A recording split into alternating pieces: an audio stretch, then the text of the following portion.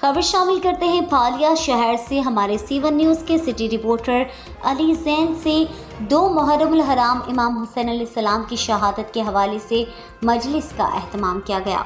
2 मुहर्रमुल हराम की सालाना मजलिस भालिया शहर की नामवर शख्सियत शेख ज़हीर अब्बास के घर में बरपा हुए, जिसमें मुल्क के नामवर ज़ाकिर मलिक जावेद हुसैन ने इमाम हुसैन अलैहिस्सलाम की लाजवाल और बेमिसाल कुर्बानी पर रोशनी डाली।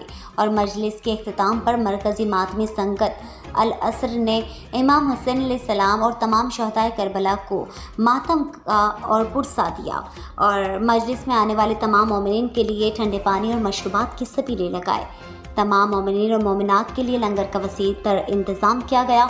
मजलिस पाक में पाकिस्तान में अमन की फ़िज़ा और भाईचारा कायम रखने के लिए ख़ुसूसी दुआ भी की गई।